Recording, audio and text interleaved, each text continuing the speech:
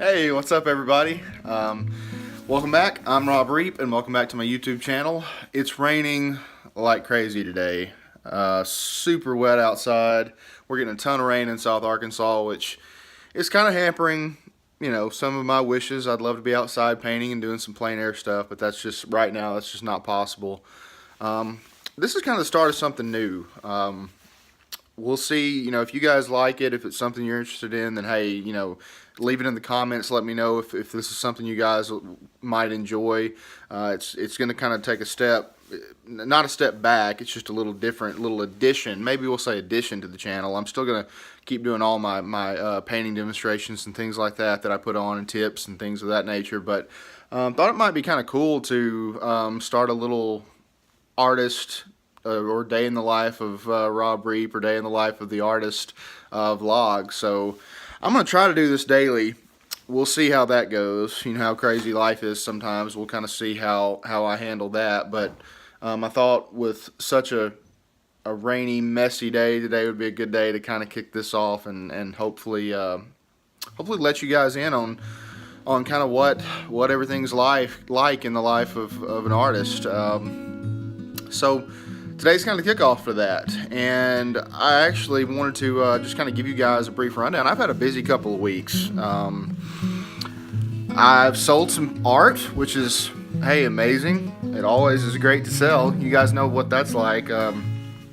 If you haven't been painting very long, you're brand new to my channel here. I'll just go ahead and tell you, selling art's hard. It's just difficult. We live in a world where a lot of people can go to a large store like Michael's or Hobby Lobby, which I love both.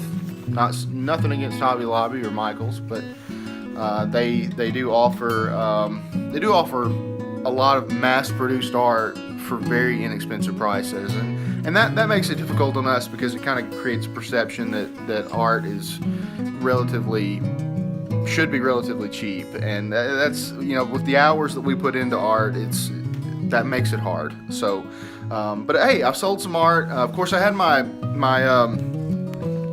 pop-up gallery that I did back in December, which lasted for a month right at Christmas time, which sold a lot of paintings in that, and that was great. Actually, the pop-up gallery, I'll probably do a video on the pop-up gallery itself, but the pop-up gallery was great for a number of reasons. Number one, I did get my name out there, which was awesome in my local community. A lot of people still didn't know I painted here locally.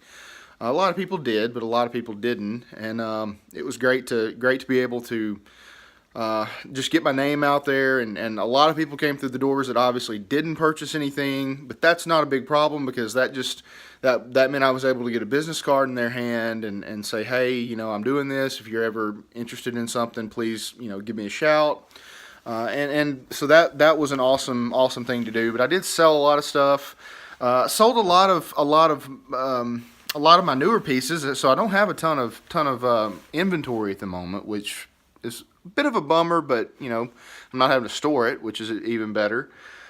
But also, I got rid of a lot of my earlier work, which for a long time I didn't sell much at all, and so I end up with this huge backlog of paintings, a lot of which were on cotton that was acrylic primed. It wasn't my best quality stuff in terms of the materials I used, and some of it was not even the best work that I've ever done. A lot of it was what I would consider kind of dead wood.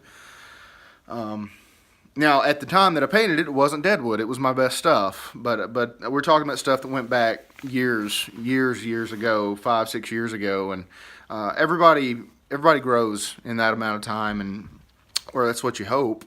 You hope you grow to a point where you can look back on your earliest work as a beginner painter and go, well, that's not very good. And I do that with a lot of my stuff. I look back on paintings that I've done in the past, and I don't have many of them anymore because I was able to sell a lot, but it's still hard. It's hard sometimes to look back at those old pieces, but hey, let's celebrate that. If you're out there and you're just starting out, in a few years you're going to look back on your stuff, and you're going to celebrate the fact that you've moved on a lot further and your skill level's improved. So that's and that's part of what my channel is all about here. I want you guys to, get better. And, my painting's even improved since I've just started the YouTube channel, which was less than a year ago. So, but I did sell in the past couple of weeks. I sold some paintings. Back in December, though, the two biggest paintings I sold two 48 by 60 paintings.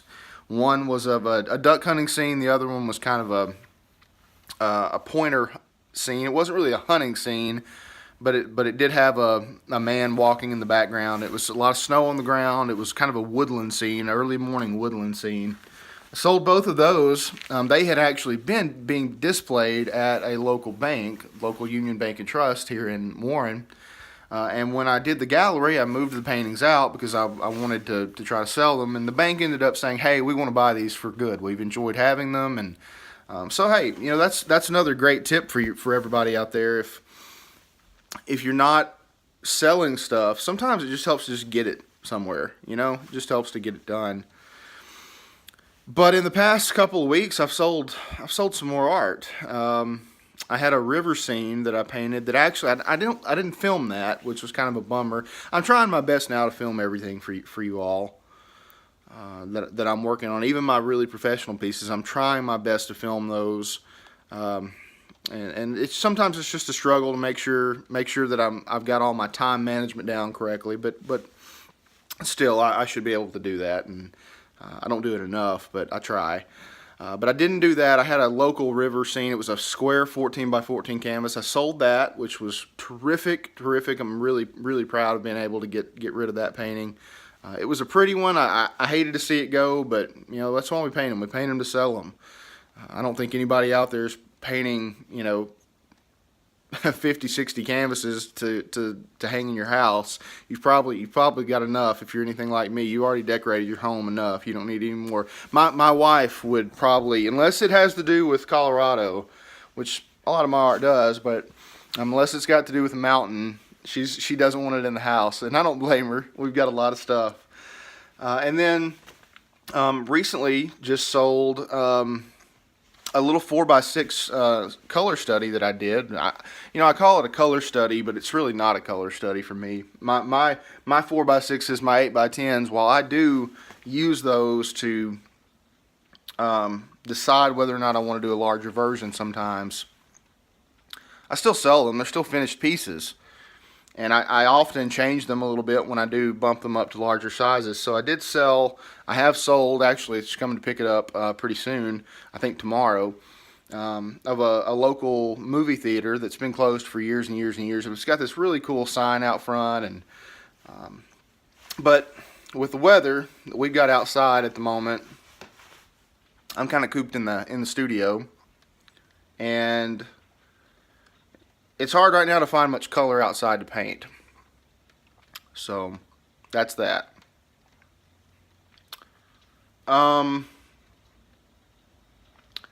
Yeah, so that's going to be it for this vlog. Hopefully I'll get another one out tomorrow. You guys have a great day. Keep painting. God bless.